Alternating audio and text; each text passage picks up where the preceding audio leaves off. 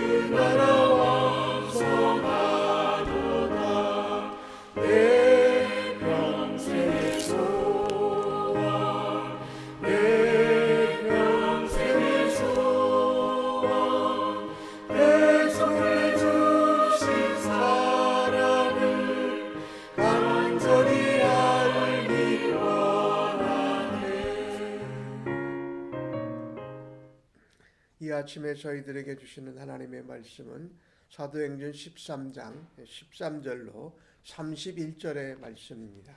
교독해서 하나님 말씀 받겠습니다.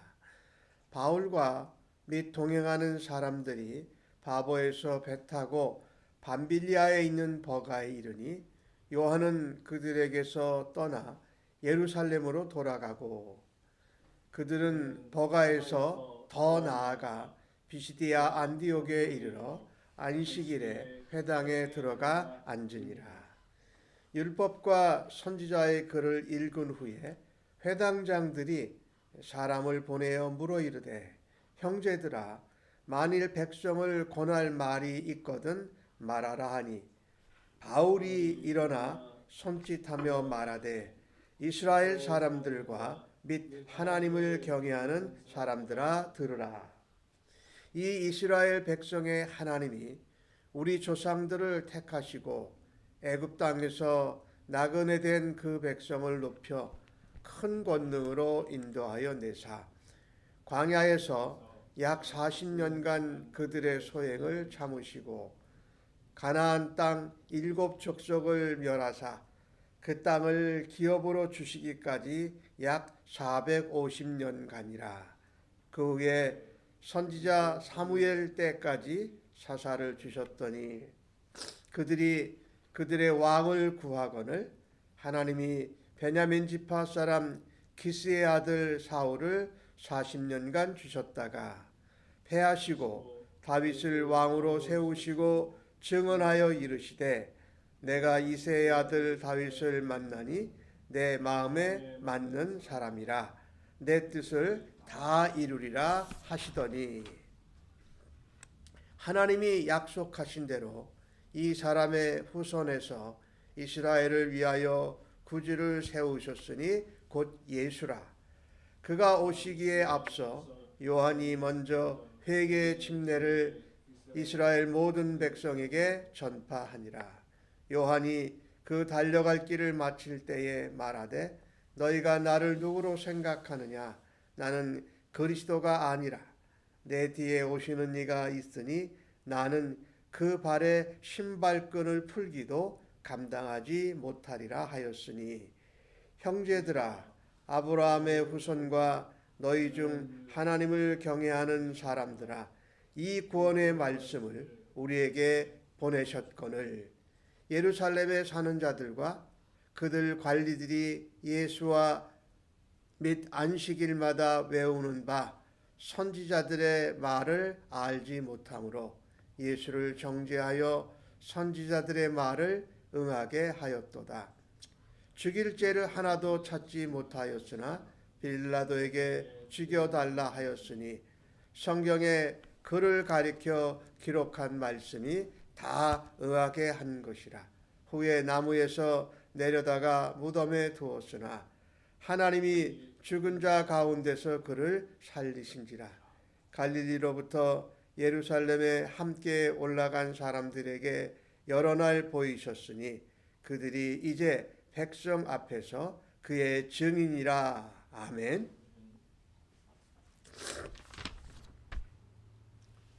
사도행전 이제 13장을 들어가면 그 전까지는 베드로의 이야기가 이제 주를 이루었는데 뒤로 넘어가면서 13장을 들어가면서부터는 이제 바나바와 바울, 사울 얘기가 나오는데 이제 오늘 주신 말씀에 보니까 바울과 및 동행하는 사람 이렇게 표현을 했어요. 이제 바나바가 사울과 같이 사역을 시작해서 동역을 했는데 이제 바울이 이제 앞장서는 듯한 그런 표현을 쓰고 있는 것을 보게 되지요. 이 복음을 전하는 이 무대에서 하나님이 사용하는 사람들이 바뀌어져 가는 것이 오늘 사도행전을 통해서 우리가 보게 되는 모습입니다. 그 가운데 오늘 보니까 버가에 이르렀는데 요한은 그들에게서 떠나서 예루살렘으로 돌아갔다라고 기록을 합니다. 이 요한은 마가 요한이지요. 바나바의 조카지요. 오늘 이 예루살렘으로 돌아갔다라는 것을 기록을 합니다. 이 바나바와 바울은 이 안디옥 교회가 하나님 앞에 금식하고 기도할 때에 하나님이 부르심을 받고 보냄을 받은 사람이고 마가 요한은 특별히 바나바와 바울처럼 부르심과 보내심을 받았다기보다는 그들을 수행하는 사람으로 이래 같이 간 사람이지요. 바나바의 조카여서 아마도 이 바나바가 조카를 함께 이 선교 여행, 전도 여행에 데려가면서 그가 이 선교에 대한 복음 증거에 대한 훈련과 또 헌신이 일어나기를 바랬던 것이지요. 정확하게 뭐가 뭔지 이유는 모르지만 어쨌든 이 마가 요한은 밤빌리아에서 돌아갑니다. 그런데 나중에 이 마가 요한을 보면 이 가다가 선교여행을 가다가 그냥 돌아갔다라는 것이 참으로 뭔가 부족해 보이고 연약해 보이지만 하나님께서는 또 그런 마가라는 요한을 사용하셔서 나중에 이 바울과 같이 사역을 가지는 못하지만은 바울이 그 마가 요한이 돌아간 것 때문에 이제 바나바와 함께 사역을 선교역을 하지 않고 따로 가게 되는 일이 나타나는데, 그렇던 마가가 나중에 바울의 이 사역에 내게 필요한 사람이다, 요긴한 사람이다 라고 이렇게 다시 마가 요한을 초대하는 것을 보게 됩니다. 그리고 마가 요한은 결국은 나중에는 마가 복음이라는 복음서를 쓰는 사람으로 변화되어져요. 자, 이렇듯 부르심을 받고 보내심을 받지 않은 사람이라도 이렇게 하나님 앞에 변화되어져서 비록 돌아갔지만 귀하게 쓰임을 받을 수 있는 이런 하나님의 놀라운 섭리와 변화를 우리가 또 알 수 있기를 바랍니다. 예수님이 십자가를 지고 가실 때에, 힘들어 가지 못했을 때에 이 구레네 사람 시몬이 그 십자가를 져야 될 사람은 아니지만 예수님의 십자가를 반강제적으로 지고 간 그가 나중에 믿음의 가문을 이루도록 하나님이 사용하신 것들을 보면서 우리의 연약함과 부족함까지도 하나님은 버리지 않으시고 사용하셔서 하나님의 복음의 증거의 역사에 사용하시는 것을 보게 됩니다. 비록 마가 요한은 예루살렘으로 돌아갔지만 이 하나님의 부르심과 보내심을 받은 이 선교팀들은 거기서 머뭇거리고 뒤로 돌아가지 않습니다. 오히려 14절 말씀에 보면은 더 나아가 비시디아 안디옥에 이르렀다고 말합니다.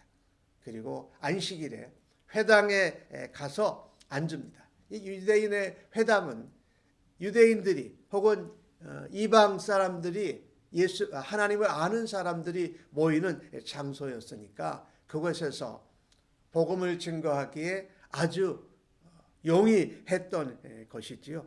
자, 오늘 이 본문 말씀을 보면서 하나님 나라는 복음의 증거는 어떠한 사건이나 어떠한 일이 발생했을지라도 더 전진하고 나아가는 이 모습을 보면서 우리가 교회를 통해서 또 우리에게 복음 증거를 맡기시는 하나님의 보내심과 부르심을 받은 자, 또 그렇지 않은 사람일지라도 복음이 전진하는데 멈추지 않고 복음을 증거하는 열심이 우리 모두에게 있기를 바랍니다.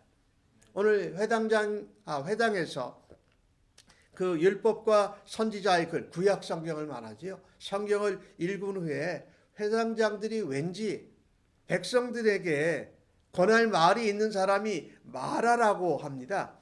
왜 그랬는지는 정확히 모르겠어요.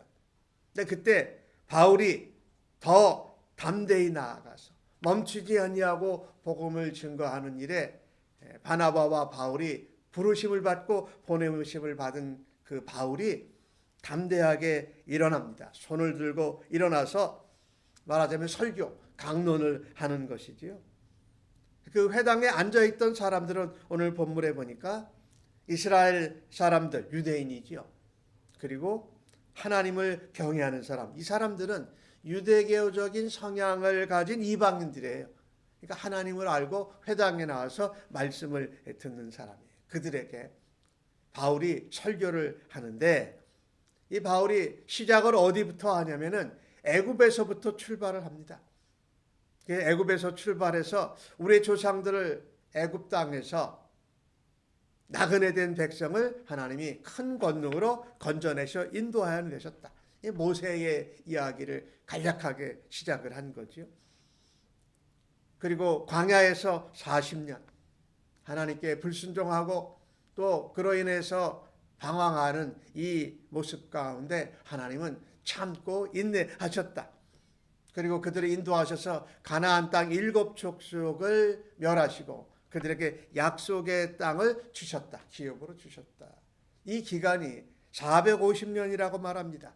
애굽에서 400년, 광야 방향 40년, 그리고 가나안 땅에 들어가서 한 10년. 이 450년을 불과 한 두세 문장으로 이 정리하는 바울의 이 말씀을 전하는 실력이라고 할까요? 솜씨. 이 성경에 대한 이 해박함, 구약에 능통한 이 사울의 모습을 보게 됩니다. 그것이 그전에는 예수 믿는 사람을 핍박하고 박해하는 데 쓰였는데 이제 그 성경의 지혜와 지식이 예수 그리스도 복음을 증거하는 데 쓰임을 받는 것을 보게 됩니다. 그 후에 사사들을 주셨다가 마지막 사사인 사무엘, 동시에 선지자로 선지 학교를 시작했던 사무엘을 통해서 사사시대가 왕정의 시대로 넘어간다. 사무엘이 이 사사시대에서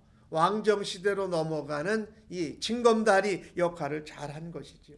그래서 첫 번째 왕이 사울왕이었다. 사울왕을 부를 때에 40년을 왕으로 살게 하셨는데 그들이 구한, 이스라엘이 구한 왕이었다라는 것이에요. 근데 또 다른 40년 다윗 왕을 이야기할 때는 뭐라고 표현하냐면 왕으로 하나님이 세우셨다. 그리고 하나님이 직접 다윗을 증언하셨다. 인정하셨다라는 것이죠. 마음에 쏙 들었다. 내 마음에 쏙 들었다. 그리고 그가 내 뜻을 이루리라 이렇게 말합니다. 오늘 사울왕과 다윗왕의 차이, 이 왕정시대의 얘기를 하면서 하나님은 두 왕의 차이를 말합니다. 하나님의 마음을 기쁘시게 하는가, 나의 마음을 기쁘시게 하는가. 하나님의 뜻을 이루어 드리는데 초점이 되고 관심이 있는가, 아니면 내 뜻을 이루고 사람들이 원하는 것을 이루려고 하는데 초점이 맞춰져 있는가. 오늘 이 사울왕과 다윗왕의 이 왕정시대를 이야기하면서 우리가 오늘 본문을 통해서 하나님 앞에 도전받고 드리고 싶은 마음은 그겁니다. 하나님 마음을 기쁘시게 하는 하나님의 사람 그리스도인 되기를 소망합니다. 내 이름, 내 욕심, 사람들의 원함을 이루어 드리는 것이 아니라 하나님이 원하시고 하나님이 뜻하신 것을 이루어 드리는 하나님의 도구로 사용받게 하소서라고 하면서 오늘을 살아 드리실 수 있기를 간절히 바랍니다.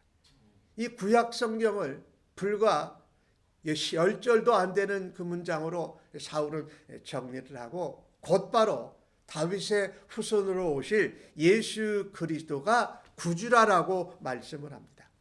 하나님이 약속하신 대로 하나님의 때가 되니 말씀이 육신이 되어서 오신 구주가 바로 예수 메시아 그리스도시라고 말합니다. 그러니까 이 바울이 얼마나 이 성경을 간략하게 그리고 정확하게 요긴하게 정리한 후에 신속하게 예수 그리스도에게 초점을 맞추는 이 바울의 이 성경을 전달하는 능력 참 우리가 담고 배울 수 있기를 원합니다. 그래서 우리가 이 방대한 성경이지만 그것의 핵심은 바로 어디에게 가 있냐면 예수 그리스도께 가 있다는 것이죠. 그래서 예수님의 길을 예비했던 침례 요한의 회개에 관한 이야기를 시작합니다. 내가 회개의 침례를 베풀고 예수 그리스도는 성령의 침례를 베푸실 분이다. 나는 그리스도가 아니다. 내 뒤에 오시는 분이 계신데 나는 그분의 신발끈을 메고 푸는 것도 감당할 수 없는 그의 종이다라고 하면서 침례 요한을 통해서 겸손함을 우리에게 보여주고 있지요. 그러면서 이 말씀대로 약속이 되신 구원의 말씀이 되신 예수 그리스도를 증거하지요. 26절에 말합니다.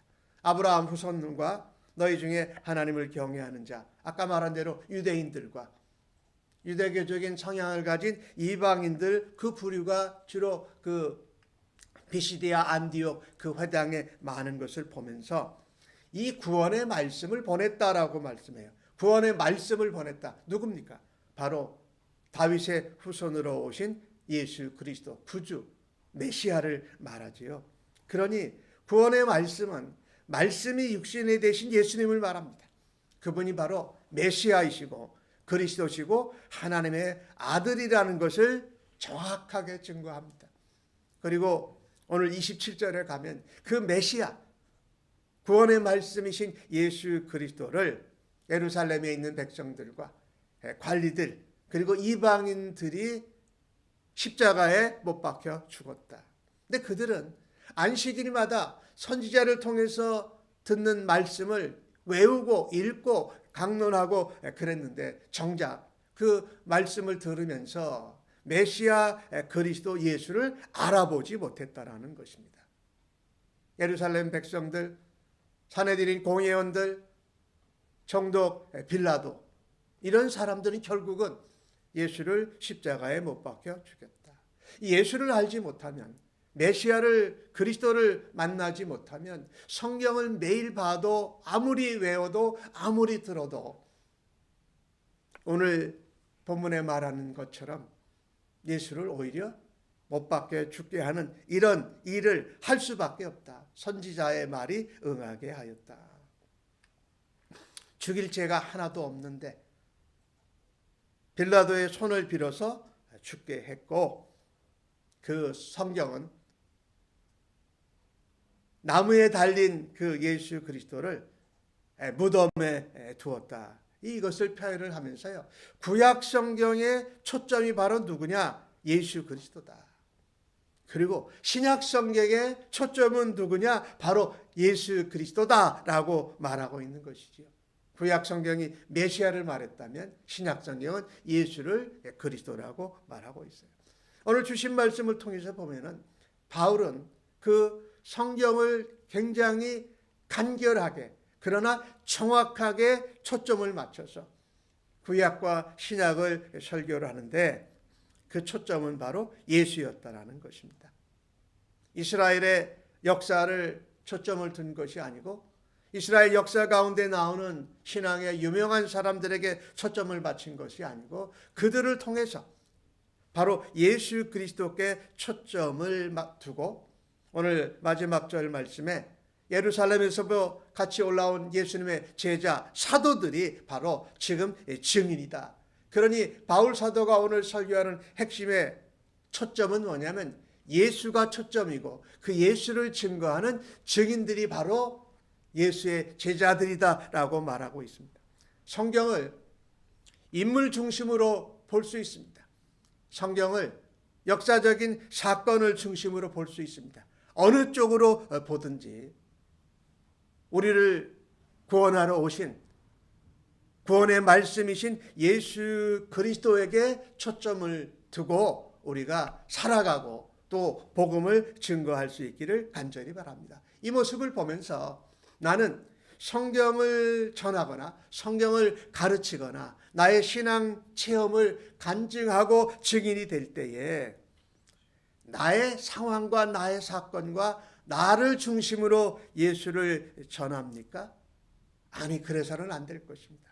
아무리 나의 신앙의 모습 또 나의 상황, 나의 바램을 중심으로 예수를 전하더라도 그것을 통해서 예수님을 증거하고 예수님을 자랑하고 예수님을 선포하는 주의 백성들도 오늘도 우리가 살아들여서 하나님의 마음에 흡족하고 하나님의 뜻을 이루어드리는 주의 백성들로 살아드릴 수 있기를 예수님의 이름으로 간절히 축복합니다. 아멘.